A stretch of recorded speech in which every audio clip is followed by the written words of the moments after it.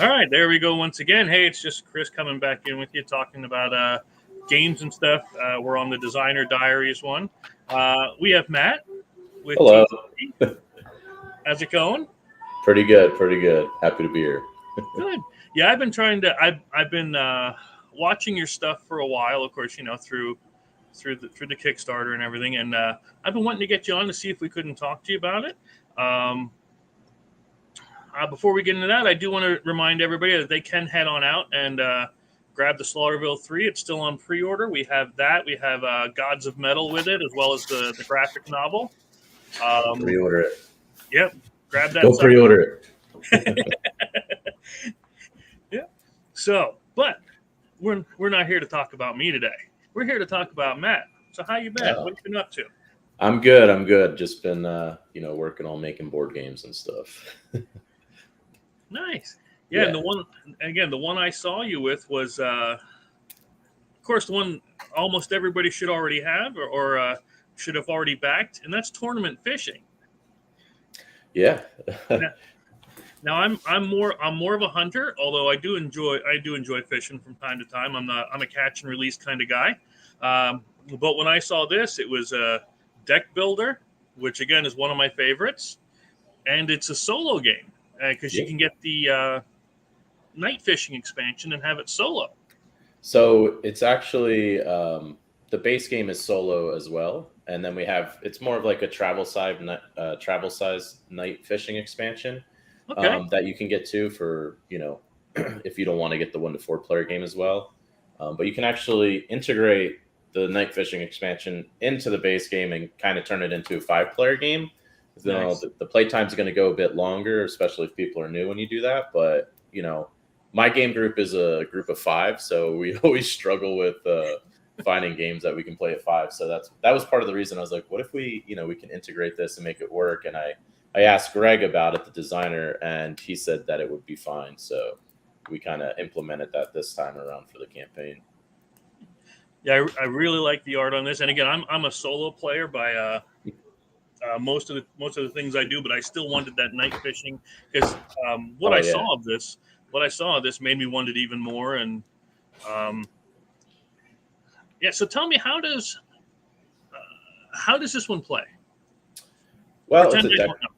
Yeah, so it's a deck builder. You're going to start with your typical 10 cards. All players kind of start with the same setup, and you're going to take turns, basically, kind of scanning or surveying the lake spots, which is where the fish are, to try and gather information. Look what kind of fish is there, what kind of bait does it like, um, to get a little bit of information. That's the first action you take on your turn. And then the second one is you actually cast to one of those lake spots. In order to do that, you have to have a bait in your hand. Sometimes you don't always have a bait. So there's some hand management involved with this as well. And basically, if you cast to a spot where a fish likes the type of bait you sent, and you also have enough strength, it'll bite it, and then you have to reel it in. And there's a fight phase, and if you're successful with that, you catch the fish. And after that, there's a buy phase and then a cleanup phase. So it's very thematic to actually fishing. Like a lot of people have made that comment when they played it. They're like, "Wow, this is really thematic." And then some people were upset. There's like cards in the game like your line breaks, or pop or it gets tangled, and people are like, I kind of ruined my whole thing. I had everything set up and I was ready to go. And I'm like, well, that's fishing. Yeah. What is it? It's they call it fishing and not catching for a reason. Yep. So yeah, so some people didn't like that, but thematically it works so great. And again, it's designed by Greg Maller. He did a great job with this game. Yeah. And it was a print on demand game first through the Game Crafter, but we thought it was such a good game that it needed a bigger release and proper artwork and stuff like that. So that's kind of one of the big reasons that we decided to reprint it. I tell you what, I am glad you did because that then I found out about it, and I know that's kind of greedy on my part because I like the thing, and hey, I'm glad you did that. I got to tell you, was this hand drawn? This guy here. So our artist, she used a lot of reference images when she did Nice. things. So I don't know if she use something roughly for this, or she just did this completely freehand. She did share some of her reference images with me so I could kind of see, but she's super talented. Yeah, I can tell. Yeah, she did a great job with this. Yeah, because I really liked the art on all the cards, and what's the symbology here? I'm looking at the one card, Quick Sling Cast. So those symbols in the top corner there, that's basically when the fish bites your bait and you have to reel it in. Those are they're called like fight icons basically, and you have to play those from your hand and to combat the fish. So when you're playing against the fish, you can kind of see, I guess, in those cards where you see the 3 fish cards. Sure. You can kind of see. Let me go to another one. Yeah. They have like little icons on them, and it will show you how many fight cards to draw or how many fight dice to roll. Okay. So you can kind of see there, it shows 3 cards on the right bottom corner. So you'd have to combat. You would draw 3 cards from that fight deck. And then from cards in your hand, you'd have to use those icons to combat whatever icons show on that fight deck. So if you don't have one of the icons, you don't catch the fish, it gets away kind of thing. So that's, again, hand management's really important. So you want to make sure you kind of have all those icons in your hand when you go to fight. Like this one is a little bit easier to catch, and you'd only have to fight 1 card there. Right. But if you're playing with the dice, you would roll the white die and the gray die. Okay. So yeah, and I've actually combat. Yeah. we've actually had this same kind of stuff this week. How you were talking about the pop or the line break or cards like that, where the little girl, she was reeling one in because, again, I took him out fishing, and we usually do catch and release kind of thing, but she had it close and it just came off. You know, one of those things. Maybe the hook wasn't set well, but like you said, if you're not able to fight it, and that's what I like about this is if you can't fight it, you're not prepared for it, it's going to get away. Yeah, and that just made it seem more thematic to me anyway. It's very thematic. Everyone has that has played it has been like, wow, this is oozing theme. Yeah. Sometimes things have a theme and it just kind of slapped on. This, like, everything kind of works and makes sense. Yeah, and it's always good when that does come together. What do the dice do? So you can have an option of basically combating the fish through the fight deck of cards you can see there, or you can play with the fight dice. The fight dice, in my opinion, they're a little bit more forgiving than the cards. So I personally like to play with the dice because I want to win more. But yeah, we give you the option basically. Now the little night fishing expansion travel size doesn't come with the dice, but we're going to have extra sets of dice if people want to buy those so they can utilize them if they only got the night fishing expansion. Nice. Another thing is I really like the art on the night fishing. I like the night theme in all the cards. It makes it look really good in my opinion. Yeah, I'm glad I got both. I'm definitely not upset I did that. And it's the standard have 10 starting cards, draw 5, and nice. But we're actually manufacturing completed, and we're organizing like freight and getting the manufacturers getting the orders ready to ship to different zones and stuff. So it's been a process, but we're getting there for sure. Yeah, that was going to be my next question: is where are we at with the production? Because I know it's troublesome these days. Yeah, it's rough out there. I mean, so our manufacturer's in Shanghai, and Shanghai was locked down for like the last 3 months, basically. Yeah, because they had another outbreak there. So it was really hard for them to do anything, or even their port was completely just nothing was leaving. So it delayed a lot of stuff as well. But for the most part, everyone's kind of understanding that, hey, there's going to be delays because of all the things going on in the world currently. So I just try and be transparent and put that in the updates. But yeah, at the moment they just like made my pack list, organized the different pallets for each zone, and then we're working on arranging freight right now. There's still trouble with freight and getting on boats and stuff like that, but it's in the works for sure, which is nice. Yeah, and that is the good thing I found these days is is it used. People have always been understanding as long as you're communicative. So as long as you let them know, hey, this is what's going on, um, they're generally the ones that will, yeah, we're good with it. Yeah, yeah, for sure. And of course, you always have some. You always have some. But We just actually I finished fulfillment for our first Kickstarter game that we did, Mob Big Apple, recently, and it was worldwide. And Australia was the last one we were able to fulfill because they have some really tough restrictions going on there as well. yeah, And we had our U.S. fulfillment center sent about half of our U.S. backers the wrong version of the game. oh no, So we had to completely resend new ones to everyone because we had to do what's right by the backer. mm-hmm. But yeah, fulfillment and all that, it's a process and there's hiccups and stuff. But I'm glad to get done that one, and now we're moving on to tournament fishing, and hopefully it goes a little bit smoother for us. Now, how many games is this for you, if you don't mind me asking? Well, so we had a bunch of different versions of the game. So we have the base game, like this one that you should. Now We I'm had the jealous. night fishing expansion. Then we had like the tier where you could get the night fishing and the base game, and then we have the wooden box as well. Oh, yeah, that is really nice. But this has the night fishing expansion in it, if you can kind of see, and the playmat. So it wasn't like one tier where it's like, oh, we just need 2,000 of this. It's like we have all these different versions and things, so we kind of had to spread it out. But between all of them, it's a good. Yeah, we're around 5,000, 6,000 kind of between all of them. But we have been, one of the things we've been doing lately is kind of ordering a lot less than we normally do because of how ocean freight is right now as well. Yep. So we want to kind of have, it's just so expensive. We don't want to like have a huge amount in stock, but yeah, we have a good print between all the different versions and the play mats and all that stuff coming out.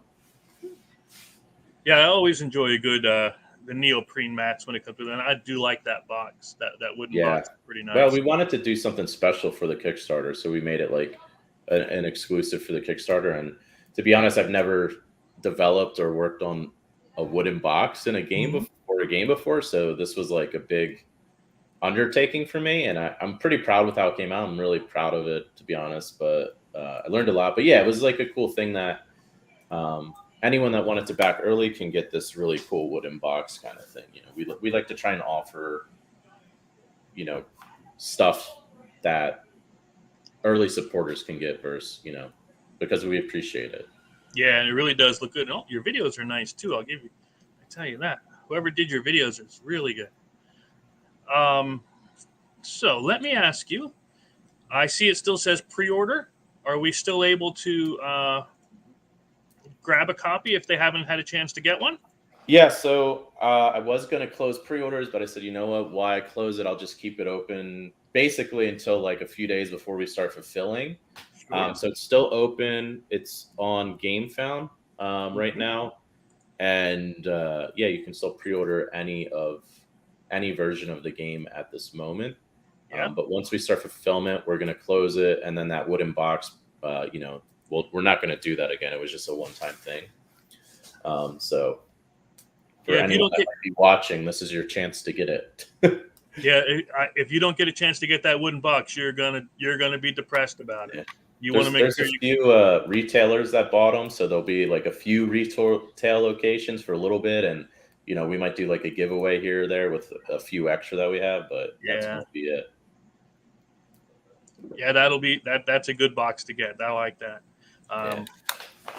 So there we go. Now you are with TGG. Yeah, so I run TGG Games, and then I actually own my own publishing company called Born Games as well. Okay. And that's how I got in the industry. I created a party drinking game in 2016 called Don't Get Drunk, which recently went viral on TikTok, and I sold out completely of my stock on Amazon, which was great. Nice.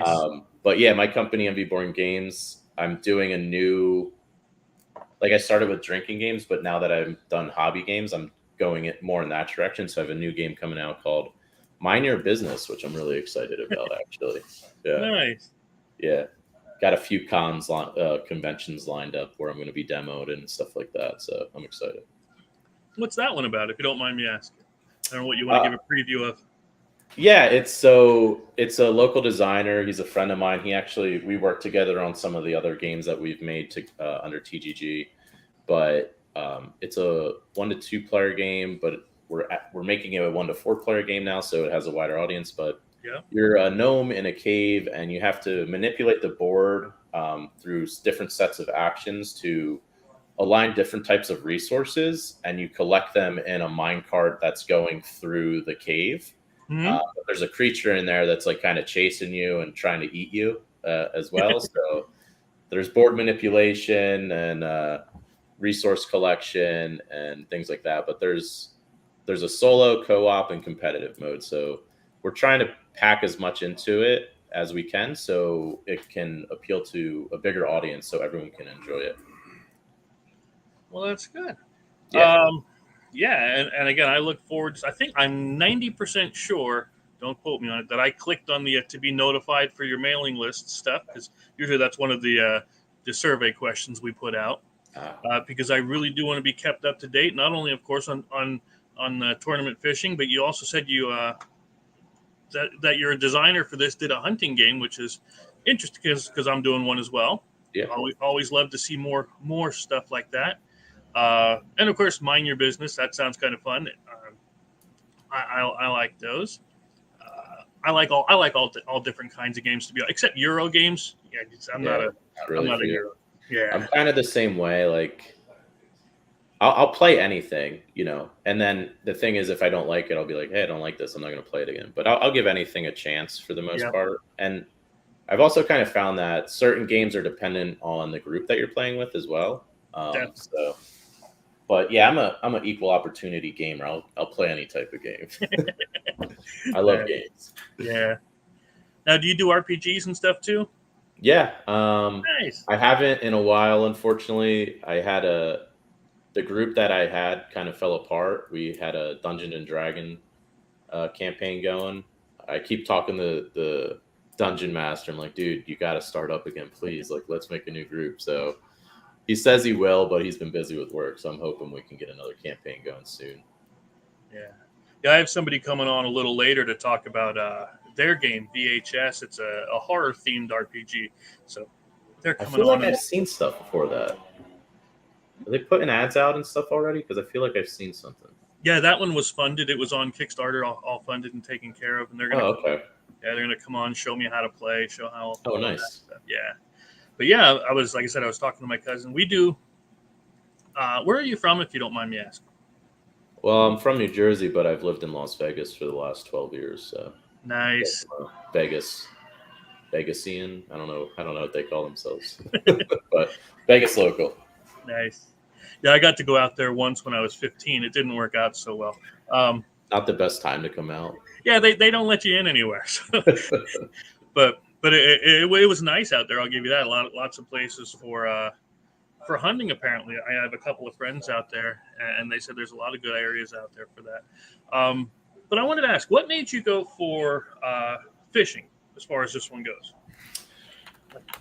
So again, this was designed by Greg Maller, who did a great job with it. I didn't, help with anything like that. It was out quite a long time before it, but one of the people that we worked with that we used to make games with kind of put this on our radar, and he's like, this is a great game. This is one of my favorite deck builders. You should check it out.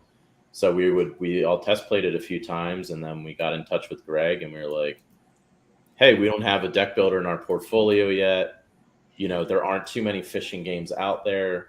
Maybe there's a reason that is, maybe the board game hobby isn't super receptive to it, but there are a lot of people that are. And he was cool, and we had a great chat, and we decided, this would be a good fit for the portfolio and be our first deck builder. And it had success prior to this, because like I said, it was a on demand. It had a pretty solid following to it, and it just fit well in our timeline of where we were for producing and manufacturing games at that point. Mm-hmm. As far as developing them out. So that was the big thing. I have to admit something. I'm not a huge fisher myself. but I wouldn't mind going out and like enjoying it. But yeah, I definitely. Greg's the big fisher, so I went to him with all my questions. Like, hey, does this art image make sense to you? You know, because we wanted things to fit what is real and actual. So I had a few fishing buddies that I would show things to and be like, hey, does this work? Does this fit? Like we actually, I think you can't really see it, but the cover image, we updated the lore that's being used because they're like, that's not really a lore that would be, kind of there and other things like that. But Huh. we tried to be as close as we could. There's still some people like, this isn't right. And you're like, I'm sorry. To be honest with you, I am right there with you. I'm more of the hunting guy. Now, if it would have been something with hunting, I'd be like, okay, I can pick that out. But as far as fishing goes, that's Ben's area. He's he might be able to pick stuff like. But I get more into the because again, I design myself. I'm more into the mechanics, and Right. I'm like, I like how this works. That's how when you told me about that fight deck, how it adds that randomization to it. That's just like when you're out there, because if you're reeling in, you don't know if you're going to nail a thing of weeds, right? Yep. You don't know if you're going to hit that underwater log. It's going to wrap around you. You don't know. And that's what I like about this. You've got to be ready for it. Yeah. And again, I am really excited for this one. I cannot wait to grab this. If you don't mind, I'm going to ask you a favor. Yeah. Do you mind if when I get this, if I do, because I'm really getting into the camera work, if I do a top down and I do a live playthrough of it, because I'd love to play through this, show people how to play it. I just don't want to step on your toes if you're doing anything. Hey, you create any content you want. If you're okay with that, I'll gladly do it. I'd love to. Yeah, absolutely, go for it. Because I know I'm never going to tell someone not to make content for any of the games I make. I appreciate that. That would be cool. I'll check it out too when you're done filming it. I appreciate it. Yeah, I know when we're doing the Monday show, like I said, I was talking to Ben, and I'm definitely going to be mentioning this there too, because we have we're in PA. I live out here in Pennsylvania, and we have a lot of local associations, and I'm going to definitely show this to them, like trout associations, hunting association, and all of that, and I'm definitely going to show it to them. And make sure that they spread it around as well. Yeah, I appreciate that. That's awesome. I really hope when we are able to fulfill it, which I'm hoping, it should be this year, unless something really, really goes wrong. But I don't think that'll happen. Hopefully not. But I'm excited to see everyone's reaction when they do get in and they get to play it. Because again, it's a really, really well designed game, and thematically everything makes sense. So I think it's going to get high praise when it is fulfilled to everyone. So you'll definitely have to fill me in on what you think when you get a chance to play it. Absolutely. And again, I hope you're okay. Again, it's a little bit of a greedy thing, but I hope your shipping goes well. Not only because I want it to go well for you, but because I want the game quick. Right. Yeah. Everyone wants the game quick, so we do our best to try and make that happen. Absolutely. In fact, let me show you this guy. This one is. Oh, there's my rule book falling out. It's the new box for the Slaughterville, the director's cut one, and they just sent me this one over. So that's, like I said, I understand a lot about what you're going to be going through. Yeah. This is a giant box in and of itself. I was just thinking, oh man, that's a big box to be shipping. Yeah, but it's what we wanted. This is the fourth game in the series, and we wanted an all-inclusive box, like your wooden box to hold everything. That's exactly what we wanted, and that's why I love that wooden box so much. And although that art on that original box is just awesome. I really think they did a great job with everything. Yeah. The dice again. From the design side, I got to come at it that way. I like the etched in the dice. Everything looks great. And those dice, they came out really nice. And we had this idea, like, we'll do wooden dice in the wooden box, which we did, but they didn't quite come out the way that we wanted. So we're also going to put the resin dice in there because we thought that they were nicer. Yeah. So people are going to get two sets of dice that got the wooden box, and I'm sure they're going to be using the resin dice over the wooden dice. Well, that's nice. Yeah, we have a guy who does metal dice for ours, and he does a really good job too. But yeah, I love dice. I love the variety. And again, I'm jealous of that wooden box. I might have to just grab a copy just for that box. Another copy, I mean, just for the box. Maybe I can do that, and then I'll do a giveaway. Like Big Sexy Outdoors gives away a copy. That's a thought. I'm going to make a note, and I'll probably end up doing that. Note to self, giveaway. I like it. Absolutely. Anything I can do to help promote it, brother. I appreciate that. All right. Well, I don't want to hold you up too long. I know we said we'd be in for about a half an hour, and that's about where our time is. So tell me where else we can find you. So any games that TGG has done can be found on their website, tgg-games.com. There's also Amazon. All the games are up on Amazon. And then as far as MV Born Game stuff goes, also up on Amazon. And I just created our Amazon sold out, so I created a Shopify. It's not ready really yet, but it's mvborngames.com. And you can see the two other party games that I've made. If you want to check that out, or on like Facebook, obviously we're on all those social medias as well. Nice, excellent. And when is your next project coming out, do you think? Because I know people want to see more. Yeah, we have a lot in the works, and we're trying to figure out all the different timelines for them. A lot of it has kind of had to change because of the shipping and ocean freight and manufacturing issues. But the next one that launched will probably be Mind Your Business, and I'm thinking the last week of September. Nice. Because I also have I'm going to the World Series of Board Gaming the first year they're doing that in Vegas. Oh, wow. So I got a little table there just to check it out. I figured it'd be cool to have it going while the Kickstarter was live, kind of thing. So yeah, Mind Your Business, probably end of September is the goal. Nice. So we'll be on about the same time. That's around where I'm throwing Gone Hunting up too, is in September. All right, maybe we can we'll give each other a shout out. Heck yeah, baby. Now I gotta ask, because again, are we going to see more for tournament fishing? Do you think we'll see? As of right now, we're just going to fulfill and see what happens from there. We wouldn't do anything without Greg on this because it's his game. I don't know.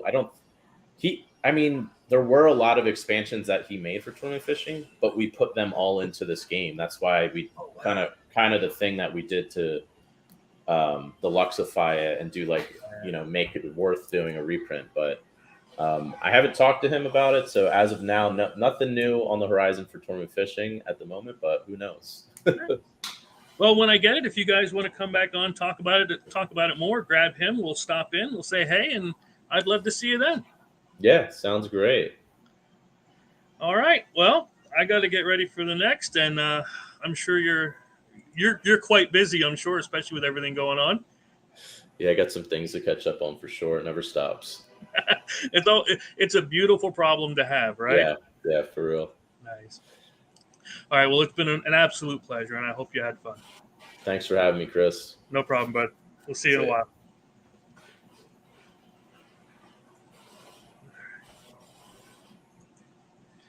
All right. So that was fun. I really enjoyed having him on. And please, if you have not yet gotten a chance to get tournament fishing, go out and grab it. You're not going to regret it. I like the way they did this new boundary here. Sorry. You know me, I ramble a lot. But again, you're not going to regret it. If you like fishing at all, or even if you just like deck builders, solo games like me, of course, I like my solo stuff. Everything I do has a solo component. You're not going to regret getting it. And again, it's $10 off if you just get the base. Don't just get the base. You want to get at least the Angler Plus to get the night fishing stuff. Because really, not only is it $15 off, I mean, come on, that's like getting this for free.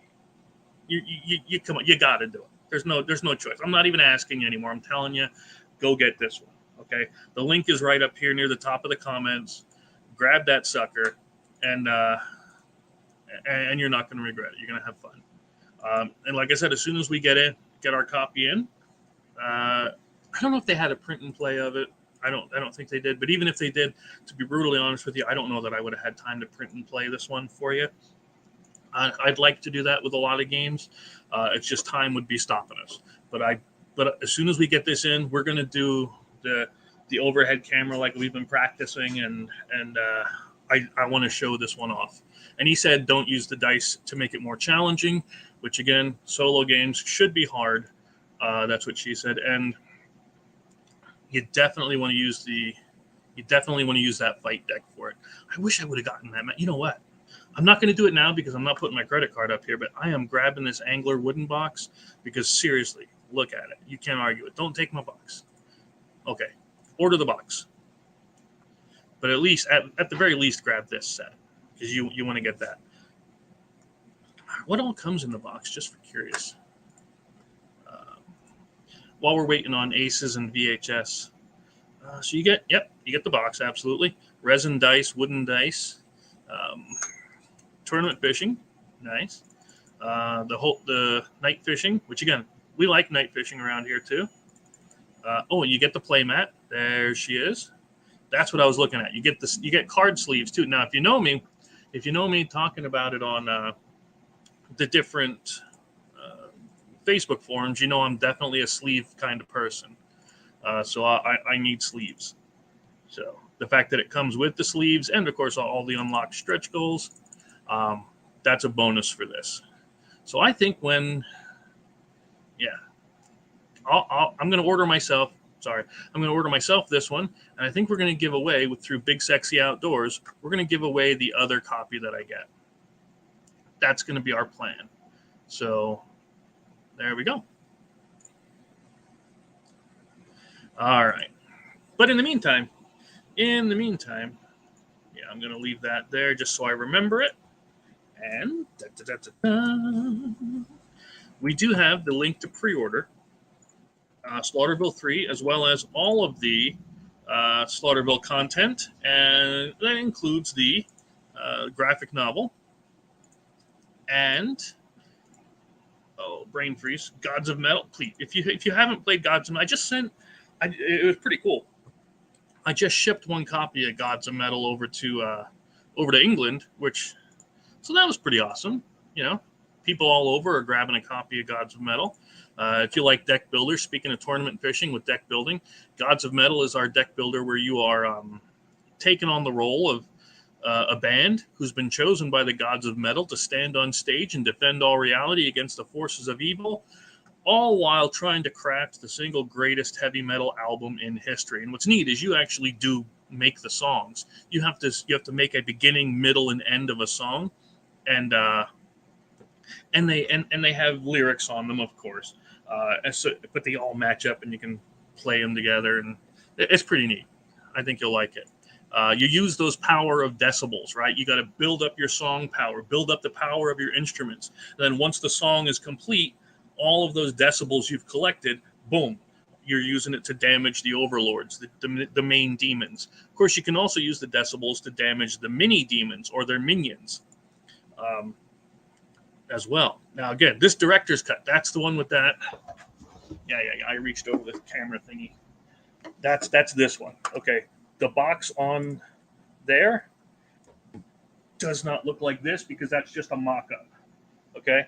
This box here is 4 times this size. It's 4 of the Slaughterville 2 boxes put together. Okay. If you saw my unboxing video, you saw that. So yeah, this is a giant box, but it comes with all of the content from the original Slaughterville, just updated to match the Slaughterville 2 style, and everything fits in. Again, check out that video when you have time. Don't do it now because you're watching me now. But yeah, and if you want to catch up on any kind of backstory, so the graphic novel, we have book 1 out now. We're doing book 2 in August. Hopefully August. We're pretty close to it being done, and yeah, it tells some of the backstory of the villains and some of the characters we've come up with. It has promo cards, of course, and everything else. We also do the print and play. So if you're one of our overseas friends and you cannot do, shipping this gigantic box over to you, of because believe me, again, it is expensive. We do have the print and play, and we also have the digital graphic novel. If you want to just grab that, oh yeah, one backer loves it, 11 love that. That's nice. I always like to see stuff like that.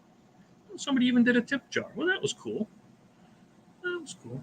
I usually don't look at these things for that kind of stuff, but that's pretty nice. I appreciate that. But yeah, holy crap on a stick, this box is like 15 pounds. Okay, it is huge. It is huge. You're gonna listen. When they send it to me, I thought they sent me two games. I'm like, why would you send me 2 copies to do a prototype check for? No, they didn't. It was just one. So yeah, you're gonna appreciate that. But again, please grab tournament fishing. Don't even hesitate on it. I can't say enough good things about it. So, and it was really nice of them to come on, and the fact that they don't mind if we do the playthrough of it and everything else. That's going to be cool too. And I hope we can get them on when we do the playthrough. Have us, walk through, play it like that. That would be pretty nice. But again, I wouldn't expect. I know how busy people are, so I wouldn't expect them to come back and do it again. But it'd be great if they would. Bring the designer in, get to talk to them about not only this one, but he said they had another one. I gotta look at that. Okay, again, my wandering brain. Make sure. Oh yeah, aces. We got aces coming in about 9 minutes or so. So that gives us time. It was called the Hunt, if I remember correctly. The designer that did. Bada-boom. Why am I forgetting tournament fishing? See, when I get my brain going through. Oh, here was that Whitetail Wilderness. That was the one that was from the other guy in Pennsylvania. So I always try to support PA designers, not exclusively, of course, But hey, if you're from PA, in fact, if you're watching this individual that made the Whitetail Wilderness, and you want to stop in, I'll try to reach out to you as far as that goes. Oh, is that an expansion for this? Why did I miss that? How did I miss not having that? But yeah. Yeah, if I remember right, you were from PA. See if I can find my... I have so much stuff laying around as far as games go with designing things and everything else that, I'll be honest with you, sometimes I misplace things. Kevin Shaw. I'll have to look you up more. I'll send you an email. Remind me. This will be my reminder. And see if you want to come on and talk about it, because that'd be cool. Now, let me find out. In fact, stop that one. Share. Chrome tab. That's the search here. Yeah, here's that Whitetail Wilderness that I wanted to show you. There you go. It looks cool. Honestly, haven't had a chance to play anything. I know I bought it. In fact, if I went in here to my account, not signed in, sign in, log in, it would be in my, that's my personal email, the one I use for all my junk, the things I don't, like spam. If you want to actually contact me, chris@laughingrogue.com, feel free to do it. I like hearing from you. But anyway, it would be in one of these where, there it is, Whitetail Wilderness. See? So I did grab a copy of that. Okay. Now I got to remember where the heck I put it. Because like I said, I have so many darn games. I have games out in my shed, miniatures games like Star Wars Legion. I haven't ever played it. I put it together, painted it, based it, all the good stuff. And I've never had a chance to play the darn thing. But I enjoy it. So let me see. The Hunt.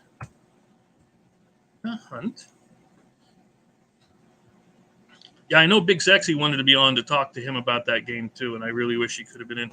Maybe we can get. Maybe we'll do the Hunt one, Hunt, the deck building game. Maybe that's the one he was talking about. I think that was.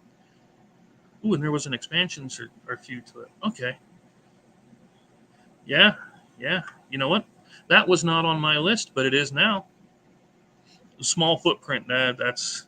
I have a. I'll be honest with you. I got a big old table, but this way I'm not interfering with the wife and stuff when we play out here on the table. That's where I do everything. Honestly, is on the kitchen table, dining room, whatever you want to call it. But yeah, Miss shots. Yep, we're gonna have miss cards in Gone Hunting as well. So that's cool. But we're using ammo dice instead of where they're using the fight deck and the things on the cards. Where this is more of a deck building game, where ours is more of an exploratory game. So it's always good to have variety. Again, things I really appreciate. It's not one player. Of course, I love that, but it's not like there can only be one game, right? It's not like there can only be one hunting game or one horror game or one farming game, which I should do a farming game. I think I have one in the works. So yeah, I always appreciate one war game, right? There's always something unique and interesting that someone could put on that. Get back there. I was looking at that. I like Game Crafter and all, but I do like the backs. Those are pretty nice right there. But yeah, so I mean, I'm going to definitely grab this one. I wish it would be retail. Here's a hint, TGG. If you're still checking it out, bring this one too. I will totally back this. In a second, I wouldn't even think about it. It's like, oh yeah, you put that out, yeah, I'm already backed it. So that'd be awesome. So I'm still gonna grab this copy just in case you don't. But if you do bring out your deluxe copy of this one, hey, I'll grab that too. I know, again. And we would love to have you on to talk about both of these games. Game is great, very fun, beautiful. Play it over and over. Again, variety is very important to me as far as games go. So, Mr. Greg, if you get a chance and you check this out, or again, I'll reach out to you as well after I pick it up, because I wouldn't do that without picking it up. That would be kind of rude of me. There's tournament fishing, but no, I already backed it. I'm not going to buy it 3 times because I'm going to get the other one. I'm definitely getting the double barrel. I don't know what locked. I'm probably going to grab the playmat. I ain't going to lie to you. I'm probably going to grab it. So yeah, there we go. All right. So that was TGG, and I appreciate them coming on again. And now we have the great people from Aces. Hi. Hi. How are you? Hi, Hello. Chris. How you been? I know it's been a We've while made trying to it. get you in. We made it finally. Nice crossbow, anyway. Thanks.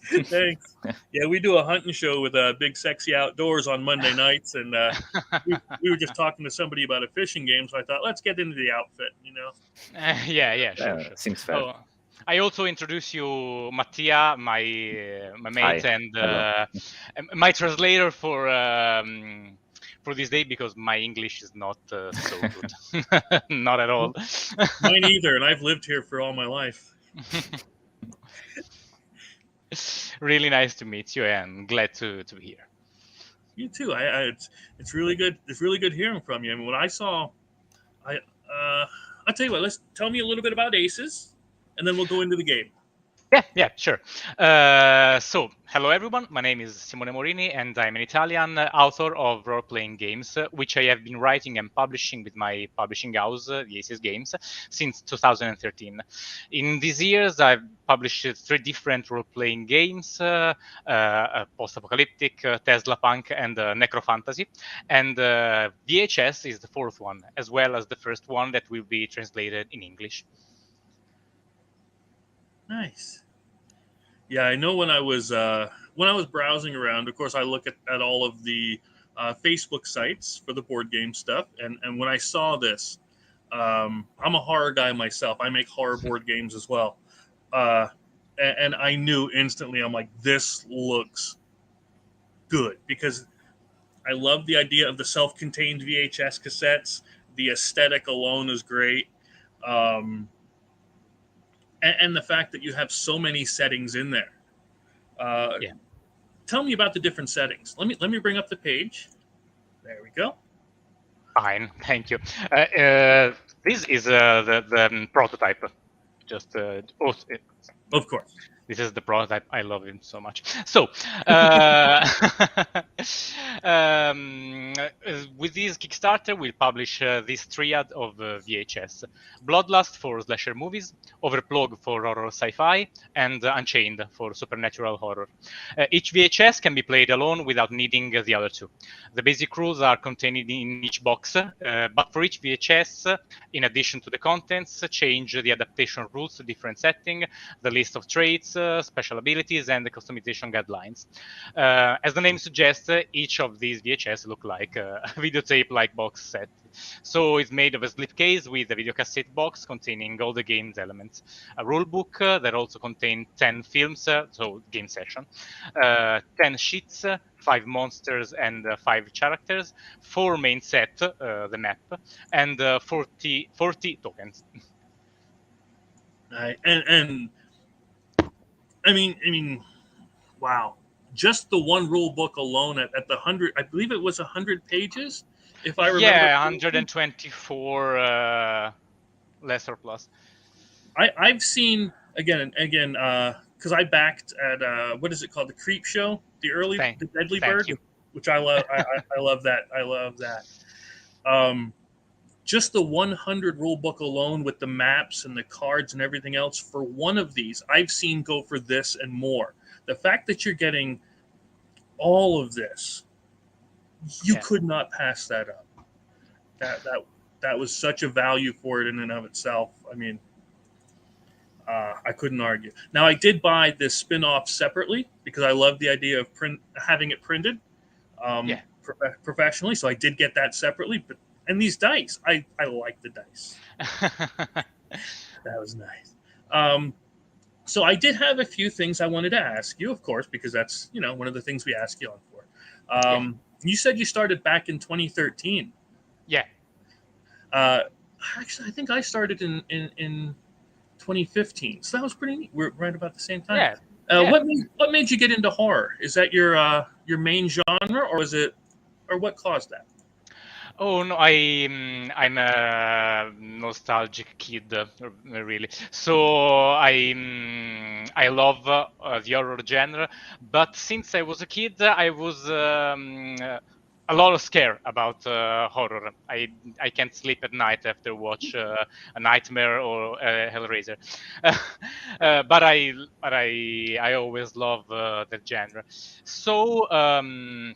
The inspiration, I got the idea from watching Rob Zombie's movie 31, where a group of unfortunate travelers are kidnapped and their members are forced to play a game in which, in each scheme, they fight against a different psychopath.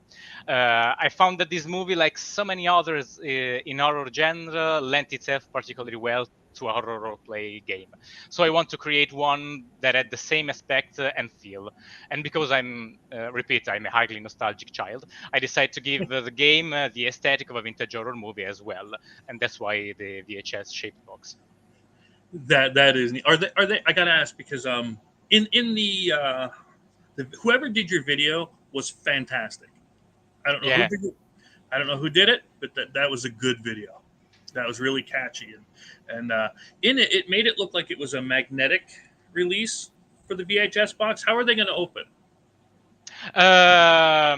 They are like this. So slipcase with a tuck box inside, and you open simply like a normal box, and inside here there are so many random paper, but inside this box it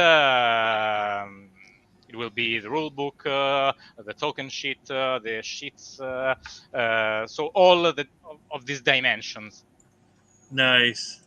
That again, I like to have everything organized, and the fact that you can just put it all back in the same box is very good. I like that. And you do have a free quick start guide. Which I am going to bring up then in a little bit and show everybody, if you don't mind. Oh, sure, please. Okay. Now I'm going to say, you said you used to watch horror when you were younger. My first movie that I remember was when I was 5 years old. My dad had us watch Friday the 13th. Okay, the So I mean, I've been a horror fan since way back.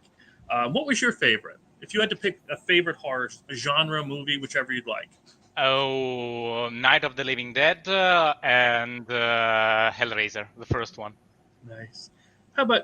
And again, I don't want to get your name wrong. I don't want to just call you Matt either, unless you'd prefer that. It's okay. It's okay. Absolutely. Okay. What was yours?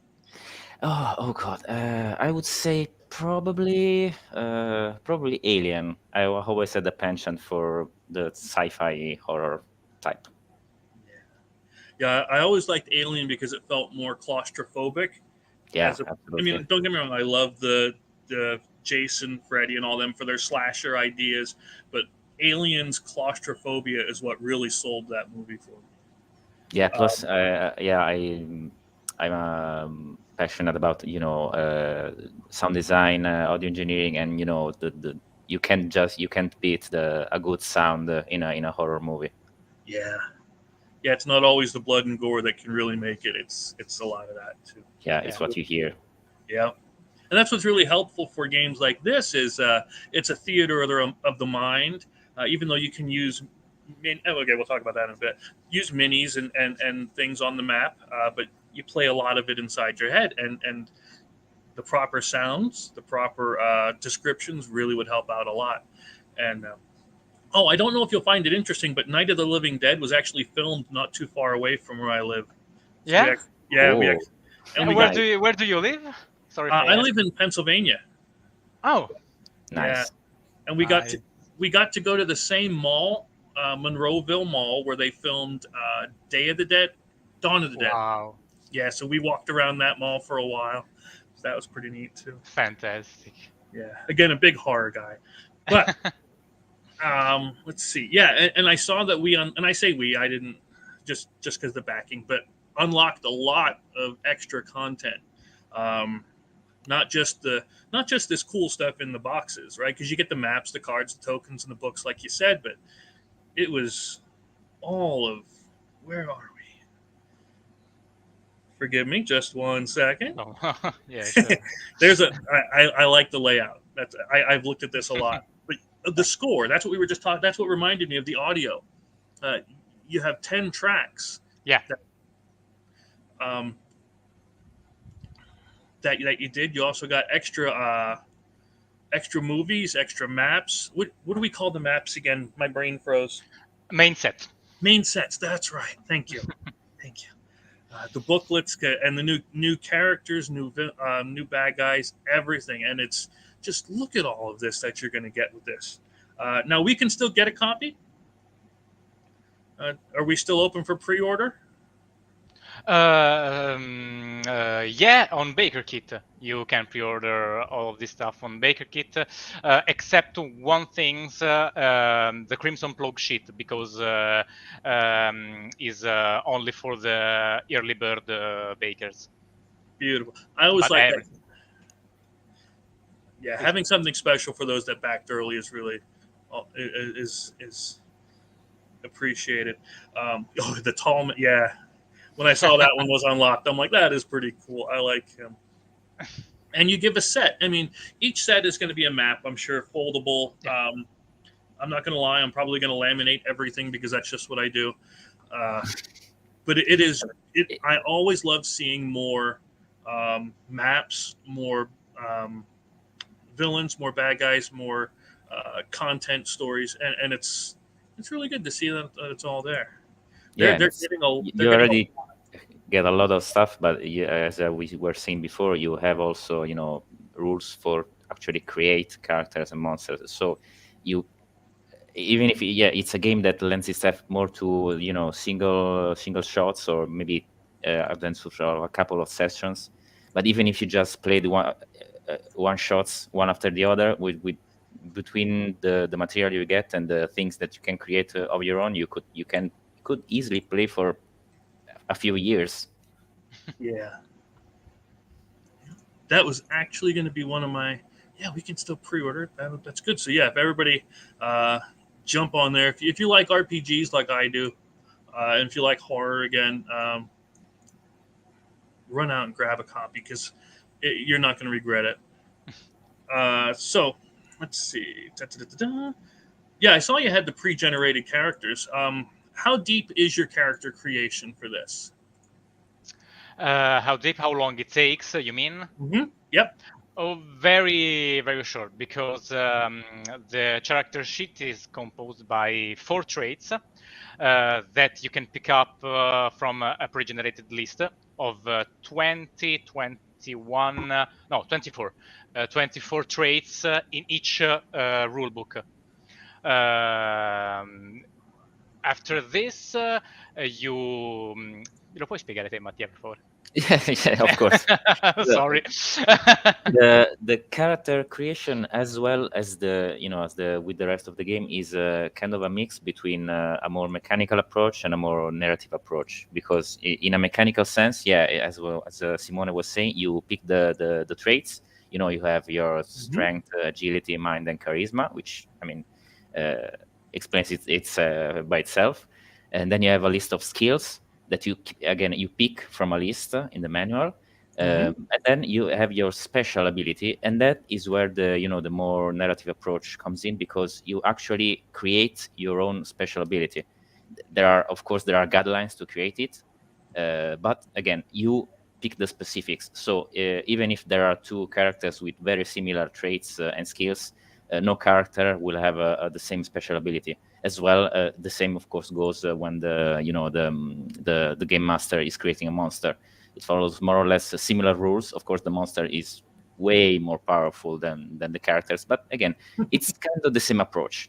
So it's once you get you get the hand of it, you get the gist of it. It gets pretty easy if you already know what kind of character you want to create. Sure. And that's what I was going to ask you too about the special ability, because I've played games with people that like to be the ultimate game, the ultimate character, super powerful. And like you said, oh gosh, how did you say that in the rules? If you've ever seen a horror movie, often the plot revolves around them ignoring common sense. Yeah, absolutely. Yeah, let's just go by ourselves into the dark, scary woods, or oh, someone is knocking at the door. Let's see who it is. Things like that. That's what I was going to ask. How do we keep that special ability that they can make up from becoming too powerful? Well, again, there are a set of guidelines to create a special ability. So a set of limitations. You cannot, you create a special ability that says, I roll a couple of dice and I kill the monster. Right. Yeah. No chance. No. So there are some things you can do, again, on a mechanical sense of things, but between those limits, those guidelines, you have a lot of room to create your own special ability. You can mix and match a lot of things. I've created for stuff that are written. I've created easily, I think, 15 characters maybe, and I think that I've reused the one ability maybe once. So I created like 12 to 13 different special abilities. Good. And same with the monsters. I created a few monsters using the rules. You can create, brand new monsters, or something that that is inspired by your favorite horror movies. For example, for a film that I wrote, and I recreated the Graboid from Tremors, which is again another favorite of mine. Oh well, that's my game. I make the horror board games. In Slaughterville 3, the one I'm just putting out now, we have a villain called the Vermes, which is our tribute to Tremors. Yeah, I love Tremors with all my heart. I think it's a masterpiece. Yeah. Now, in this one, which again is something I really appreciate, fear is a big part of the game. Okay. Yeah. And what I was able to understand from the rules is you start off where you're not afraid over there in the yellow. And then how do we become afraid? And should we become afraid? Please, Matteo. It's it's in this case, it's more of a matter of managing your resources, because if we can all see that the two columns between the yellow and the red one, some parameters are lower, but some are actually higher. So you become afraid. First of all, you become afraid when certain things happen, and in most cases, you can try and choose to resist the fear, to enter the fear state at a cost, of course. In some other cases, you won't be able to, but it's very clearly specified when players will be able to resist or not. And it's not just the difference in the parameters, but if you see the traits, those are also differently colored. There are 2 yellow and 2 red. That's because when you are in one state, you will be able to use the same colored ones. When you're in the other, you will be able to use the other 2. So again, it's a matter of choosing in which state better suits the situation. Of course, it's not automatic to be able to resist fear, because otherwise it wouldn't be a problem. You would just be able, okay, no, I'm not afraid, and just walk away. No, that's not how it works. So again, it's a question of managing your resources and deciding if you want to try and resist fear, knowing that if you fail, you are going to become a little bit more insane. You're going to gain insanity points, and that could lead you to the shock state, which is the blue column. In that case, you see all the traits are lower, so it's bad. You cannot use your special ability, and some of your traits become blocked. You don't have access to some of your traits. So shock is bad. Yeah, that's the gist of it. Again, I'm coming at this as if I didn't know about the game very much, but I did actually watch your. Oh gosh, it was a little over. Was it a little over 2 hours? The playthrough that you did? Yeah. Oh, the live, yeah. Yeah, with this map. Mm-hmm. Yeah. Yeah. I liked watching that. I actually got to. It did help me a lot to understand a lot of things. Oh, cool. Cool. That was the goal. Yeah. And so I went again, but I still wanted to come into the interview as if I didn't know how to play, just in case for those that didn't know how, so that we could ask all the appropriate questions. But of course, yeah, I thought this was a really interesting. Do you say mechanic or mechanism for the game? We usually say mechanic. That's what I do too. Yeah, I heard people want to switch it to mechanism, but I'm like, I like mechanic better. I'm not sure I love that. But I enjoy the fact that you incorporate fear so much into it. In fact, if I remember correctly, I was using your Roll20 guide, because that was a really nice guide to help me set it up on Roll20, and I started to play this one, The Escape from the Blood Mansion. Yeah. And right away you got into fear, right? Because you're just waking up in over here, tied up in the barn. Again, plus it's also a one player. That's okay. I'm a rambler, by the way. I like to I like to talk. How did you manage to incorporate single player into an RPG? The rules that will apply was the same, but with adjustment to allow the player to tackle the film in a totally guided way. Monsters act randomly, while it's the player who builds up the main set and placing the other sets. Choosing where to put points of interest, useful items. Displacement, however, have limitations. So you can play alone with a master, or alone and maybe controlling more than one character. You can play alone, playing 3 characters, for example. And there was some mechanics that guide you in a totally random way to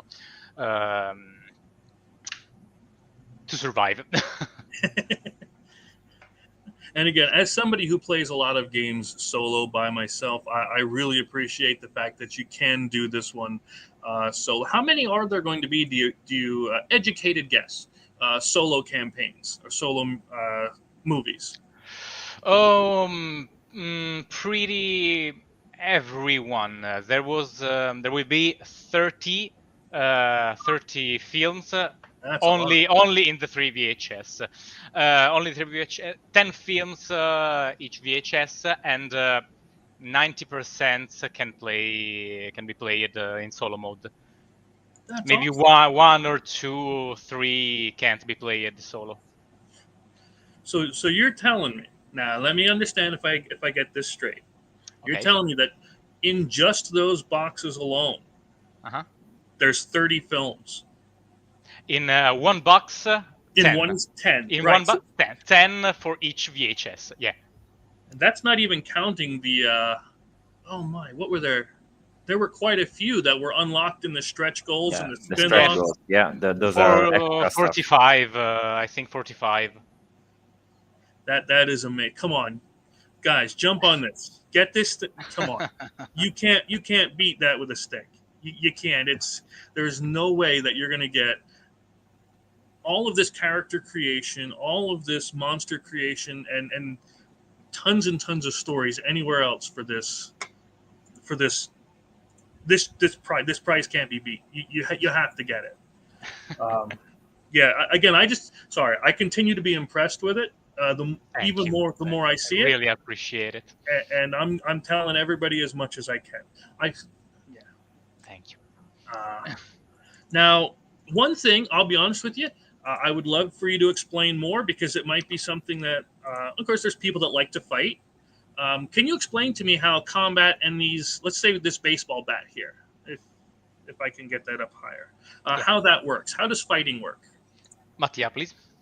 Yeah. Oh, okay. So fighting is, again, it's turn-based. Of course, there is, and it's different. It starts a little bit differently. Whether it's so the monster has rules for appearing. So first, the monster does not move normally like the characters on the map, but there are conditions by which he appears, where the characters are. So, and depending of if the area there is only one or more than one character, it's a little bit different, but the gist is the same. So again, it's turn-based, based on agility order, so from higher to lower. And the big thing is that the monster gets as many actions as there are characters on the scene. Oh, nice. So, if, for example, there are 3 characters in the scene, the monster appears. The first one to act is actually the character with the highest agility score. But then it's the monster turn. Then it's another character, but then again it's the monster, and so on and so on. And so again, it is of course a very dangerous thing, because depending on if it is a very physical monster, it could very easily overpower the characters. So they can choose to, of course, every turn you can do an action, which can be, just run away. And in that case, the monster can decide to try and chase after you or not. For maybe there are other people to, to tear apart, to tear to pieces. You can, of course, again try to attack with a weapon, or use again an ability or special ability or something like that. That number that you see beside the weapon is the number of uses that that weapon has before either breaking, maybe if it is a melee weapon, or running out of bullets if it is a ranged weapon. Okay. There are also there is no damage dice. The damage is fixed. It is just a very simple 1 damage for simple weapons, and 2 damage for those weapons that are called brutal weapons, which have again, they inflict 2 damage if the character has a high enough score in some traits. You gotta have, for example, you gotta be particularly strong to use, I don't know, a battle axe. To use it, really to its maximum efficiency, you need to be strong.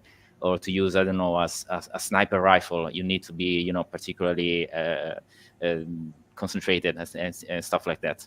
So that's actually just the whole of the fighting. Of course, that can be also other things happening. For example, there are not only items that have a mechanic use.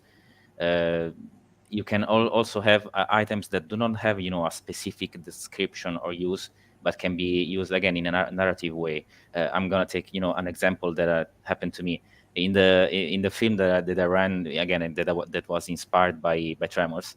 Absolutely not by my intention. Like a little bit casually, I gave my players all the stuff that they needed to make Molotov cocktails. So they were like, "Oh wait, I have a lighter. Oh, you really? I have a bottle. Really? I have gasoline. Let's make a Molotov." So, needless to say, that made their life much easier. Yeah. Yeah, when I was playing through this one, I liked the idea of these trinkets on the enemy here, and I thought Yeah, that there's specific items that have, that have an effect of weakening a little bit the monster. Again, you create the trinket when you make your own monster. Again, there are guidelines that you can use to create the trinket, and every trinket again weakens the monster in a very specific way. It could be just making the monster lose some actions, making him slower, or making taking away the use of an ability or something like that. So each and every one is different, and every monster has two, and they can be found by exploring the map. excellent. Now again, we already mentioned that you have the quick start guide available, and I just want to make sure that people know where we can get that quick start. So where would you rather people went to find the quick start guide for this so that they can play before and check it out before they do? Definitely, they should go pre-order it. Oh, you can pick up from the Kickstarter page that remind to our site, and on our site, unfortunately, is pretty much in Italian, but the VHS page is also in English. And on the free material download for VHS, you can also find other monster sheets from Jason, Freddy Krueger, Pinhead, and stuff like that. Really? So if you go to the Kickstarter page, download the quick start, and also take a trip on the page, on the free material page. Yeah, there are some examples of how you can use the rules to, again, as I was saying, to create monsters inspired by some of the the classics. There is I believe there is Pinhead. You can find Freddy Krueger and the Predator. Okay. Another favorite of mine, I must say. Absolutely. In fact, I just grabbed. I put your site's link in the chat there, and I found the page here. I just hit the Google Translate, and it translated it to English for me, so that helps out.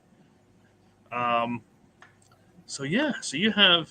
Let's see. Find out more. VHS in 10 minutes. You can't beat that. Oh, and you have a link to pre-order. Your Facebook group. Yeah. Your Facebook group. Yeah. Nice.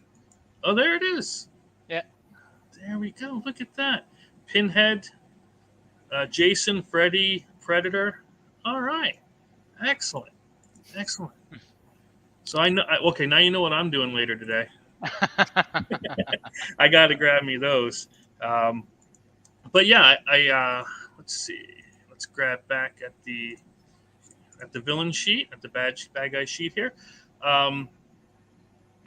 Now, what is the fear counter on top of theirs? That was something at first that I needed more on. Yeah, before that's a pool of points that the monster can accumulate, and that is again that the takes us back to the fear state, the fear calm state of the players, because every time a player would change from the calm fear state to the fear state, the monster gets fear counter points. So again, you can maybe again there's also a choice. You can try and resist the fear state to negate these points to the monster, knowing again that if you fail, again insanity points. It's again every time a matter of choosing, and the monster can expand the director can expand those points to have the monster do some special things and unlock some of his traits, because the monster doesn't start immediately at full power, but it has access to only some of his traits, and then for the others he has to spend a certain amount of fear counter points. But then they can be used also in other ways. For example, they can be used to automatically succeed in some actions that would otherwise require a dice roll. For example, to chase down players or things like that. And again, to unlock traits, and maybe you can have a special ability that requires you to expend some fear counter points. Maybe if the special ability is particularly powerful, you can decide, the director, to balance that, can decide that it needs to have a cost in points instead of having it be maybe automatic or only tied to a dice roll.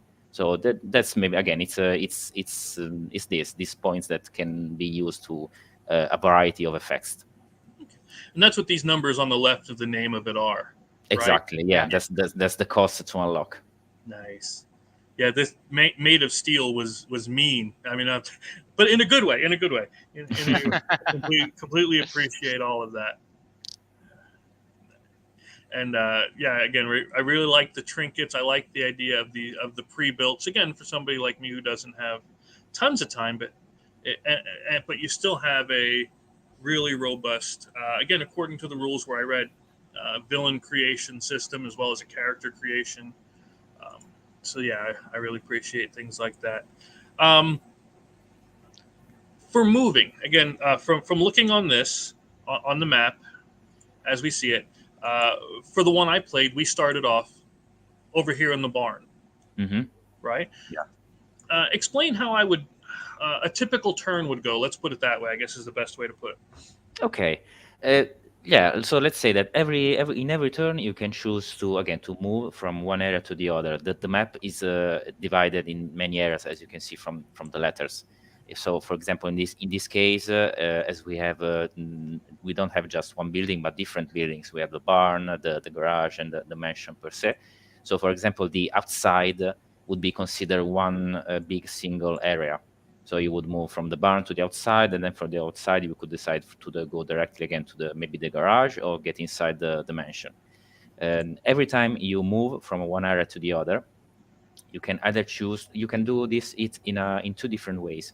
You can either move stealthily, because again you don't want bad things to happen, and again that lowers the possibility of these things to happen, because every time a character moves, the director can roll dice for the so-called tension event. So the tension event is again a series of things that can happen. You have your little bullet point list, and if the roll is successful based on a number which is called the tension level of the area. So, for example, which can be different depending on the kind of area that it is. For example, if the map has if the monster has a den, some monsters can have a den inside the area. So the areas around the den will have a much higher tension level than, say, an area that is on the completely opposite side of the map. Again, if the role of the director is successful, you can have some things happen. It may be just, it can be just a simple, let's say in quotes, simple jump scare. So you hear the classic noise behind you, and you turn around, but there's no one. But you get scared, and that would put the character in a fear state unless you try to resist. You can have a secondary horror appears, because there's not only in some films that there's not only the big bad guy, there's also the small bad guys. So, for example, if the monster is an alien queen, an alien mother, you can have the spawn of the mother. If it is a demon, you can have if it is a sorcerer, you can have zombies or things like that. So there can be these smaller but still very dangerous monsters. Or you can have the big bad evil guy appear. If you choose to move stealthily, again, you lower the possibility of this going. You make the role harder for the director, basically. Otherwise, you can move and explore. So if you explore, the role for the director is a little bit easier, but you have the chance to find some items. So there is not only a set every time in every film. In every era, there is some set items. So you have a list that says, okay, in this area there is these items. In this area there is again you have your secondary sets, your point of interests. But there is also a list of random items that can be found. So again, you roll again, and you may find something that goes from weapons to drugs that can be used to heal or to recover from insanity, or to again switch from fear state to calm state and vice versa. It can be used to a variety of in a variety of ways. So again, and just like switching from fear state to calm and vice versa, whenever you move, you have to manage your chances. So do I want to find some potentially useful stuff, but risking something bad to appear, or do I want to lower the chances of something bad to appear, knowing that I won't have the chance to explore. So again, this is the movement, and it doesn't have, of course, it's up to the director to decide if the tension event takes place, or it's up to the director to decide when to make it happen, because of course otherwise the player would just know every time I switch from one area to the other and immediately happens something happens. Maybe not, maybe, I don't know, all the characters move from one area to the other, and just as they're about to leave again the new area, I don't know, the monster appear, or traps springs, or things happen like that. So it's again, this is one of the ways that the game lets you interpret the rules in a more narrative way. So it doesn't say you do X and then Y happens. It says you, the director, you have to use your sensibility to create the atmosphere, and pick the right moment to have the event happen. And again, it's just that in every turn you move. So ideally, you let every player pick their move. They do their move, and again, depending on the result of the dice roll of the tension events, you then resolve the various events. If there is fighting, you start the fighting, and then otherwise you keep on, and you hope to get alive to the end of the night. Now, I liked how, just to go back to, there we go. I wonder where that went. To the maps. And it, in the book, or in the rules, it talked about those. Let me get that main set back up here just so we can, I don't know why it got removed, but there we go. Da, da, da, da, da. There it is. This section here. Now, at first, I wasn't sure about this section, but then, of course, I read back through, and then it explained everything. But each of the different areas, like here, we started off in A, has their own tension level. Yeah, exactly. Yeah. So, how does that work for rolling for the tension? The system is a roll under system. So in all the game, all you use is two d6s. So in every roll, every time you have a number to beat, beating the number means rolling equal or lower than the number. And this is when you're alone, and this is when, well, in this case, no. Actually, no. So the first one, the higher one, is let's just call it the normal one. So if you roll lower than that one, just a normal, again in quotes, tension event. The second one is actually for the times that the monster unlocks an ability. So the monster cannot appear immediately since the start of the film depending on tension events. First, he has to spend a certain amount of fear counter points, the ones that we were discussing before. After he spent that number of points, and so he unlocked the one we call the spontaneous apparition. When that happens, so if the director rolls for the tension event and the number is lower than the second one, so in that case you have 5. If you roll a number lower than that one, in that case the monster can appear. Because of course in any horror movie, in any good horror movie, they don't just throw the monster in your face. There is a build up. So at first, you just know that something ain't right. Maybe you see something scary, but not not the main guy. And then after a while, you have the main monster appear. Yeah. And this is what I liked about these the dreadful events. Yeah, the dreadful events. Those things that can happen, and I like that it's left open. The sensory cue again. If I remember reading it correctly, you describe what's happening in the scene that might be fearful or dramatic at the time. Exactly. Because it depends. It mainly depends on where you are on the map, and then again the kind of map that you are using. So, and it's up to the imagination of the director. And the fact that you can take any of these film sets and customize them so much that that maybe if you wanted R to be the main focus, and have that one where most of the tension is, instead of where it is on this one. I really like that ability to customize and reuse the maps, for making your own stories. That it's not printed on the map itself. You do it inside of the film. Yeah. Yeah. Oh, speaking of, and again, I have to ask this as if I didn't know it. What are side sets? Because I saw that. We know the main set is the map. What were the side sets? So I know it mentioned those. Yeah. Okay. Yeah. Should I take it? Oh yeah, please. Okay. Yeah. So basically, side sets are point of interest between the inside the map. So again, the map, the big map is the main set. In this scattered in the map, you have these particularly important areas. So again, for example, in this case, the barn is the starting point of the map. So, for example, a very important secondary set could be if it is present, it's the den of the monster. Could be that if for example, if the map is not just a single building like this, but is a big area like the swamp from before. Inside that big area, you could have a secondary set, which is maybe a single building. For example, I don't know, a shack.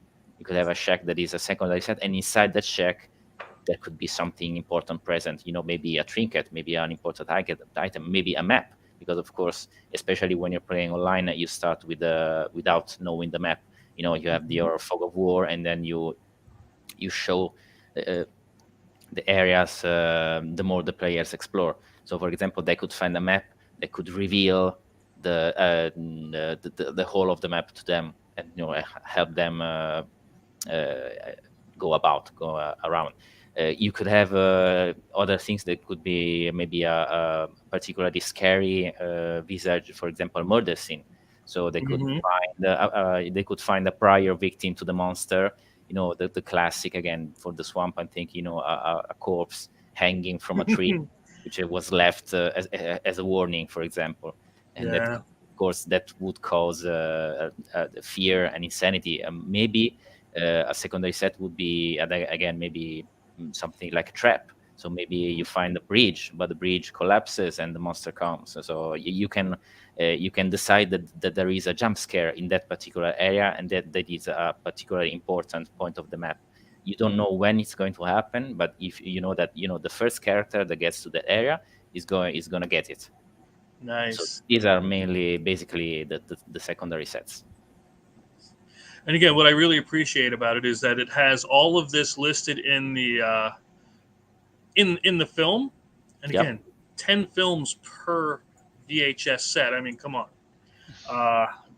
Now, and while it still allows for some variety through the sensory cues and through the tensions and all of this, and so again, as somebody who is lacking time sometimes, I really appreciate that it has a lot of this laid out, and it's quick to find, right? It's listed right here, side set, and there it is. It reveals it. If you find it, you know where these things are, and it tells you exactly what you need, exactly what you get. Yeah. Even as a director, you don't really need much to run the game. You just need the map. You need maybe that single page from maybe you print that single page from the PDF that lists all the side sets and the items. Maybe it's a couple of pages, but no more. And then you just keep it, beside you, and you just take a quick glance every time you need to make a roll or decide or see what is in that area that the players are moving in. And if you want to make something more customized, you have that ability too. So, and that's really nice. Now, let's see. So we have, and again, I say we, Bloodlust, Overplague, and Unchained. I'm a big Cthulhu style fan, so I'm going to appreciate that one too. And of course, we love aliens, as we talked about. Do we have any plans for other sets? Oh, yeah. You can find also in the list in the Kickstarter page. There will be, for example, for Overplug, the spaceship or the alien planet. or the site of the impact, where there would be this huge crater. Come si dice cratere in inglese? Yeah, a crater. Great. Yep. Okay.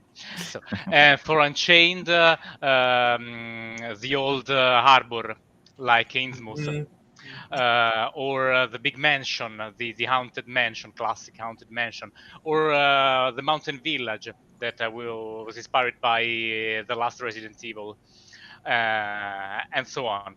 In spin-off, instead, in VHS spin-off, there will be the circus, the asylum, the slaughterhouse, and all of the classic, all the more classic sets of horror films. They make for great vacation spots. Nice. I appreciate all of that. Well, I don't want to keep you too long. We have hit unfortunately anyway, we've hit our time limit, but I do have a favor to add. Well, two favors, if you don't mind. Yeah, sure. One, I'm going to work like crazy to set up a Roll20 session. Do you think you might be interested in stopping in if we do? Or at least giving tips and pointers on how to run it? Sorry, Mattia, can you... Yeah, dice, sorry, I'm going to speak Italian for Sure. Sorry, stanno preparando una sessione su Roll20 e quindi ti chiedono se volevi almeno dargli qualche consiglio. Oh, sure. Anche partecipare. Sure. I don't know if I can participate, primarily because my bad English. I'm sorry, but I always be here for advice, for tips, for any other kind of suggestion. So ask. Awesome. That's always good. Because I did start uploading all of the assets, and I started setting it up. So I as soon as I can, I'd love to run a session and make sure that, and if I want to make sure I'm doing it right, the fact that I can ask you a question, that's really, I appreciate that a lot. Sure. So before I let you go, I got to ask, what else do you have coming out, and where can we best find you? Oh, you can find us on Facebook, in the link on our website.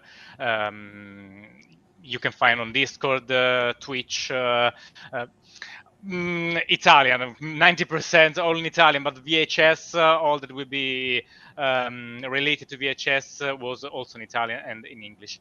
And this December, we plan to do the shipping for VHS, and in this year, October or November, I don't remember very well now, there will be our second Kickstarter for our game that is already published, but not in English. So we're doing a Kickstarter in English for this game. Nice. Now, obviously, I don't have the full rules or anything yet. But once we get them in around December, January, okay, I've been writing horror since 2005. I've had all the 5 horror games published, including a Choose Your Own Adventure. Would you mind if I wrote a scenario for it and then we put it up for free for people? Oh, sure. It will be really a pleasure. Sure. That'd be great. I'd love to do that. That's something I've been thinking about doing ever since I heard about this. I'd love to write one for this. And thank you again. Thank you for the big interest. Not a problem. It's been my pleasure being able to check this out. It's been fun for me to do this, and then I appreciate you coming in. Unfortunately, we do have to go, but I'd love to have you back on anytime. Sure. So. Gosh, I hate doing it. I really hate seeing you go because it's been so much fun talking to you, but we got to get going. So I guess we'll catch everybody next time. And again, Aces Games, grab VHS as quick as you can get it because it's going to be big. Thank you so much, thank you for this occasion. Really, not a problem. All right. Well, everybody, thanks for watching. Next week, Designer Diaries, we'll be talking more about Gone Hunting, Slaughterville. We'll talk about our progress with this as well. And until next time, have fun. Have fun. Big hug from Italy. Bye. Bye. Thanks, everybody.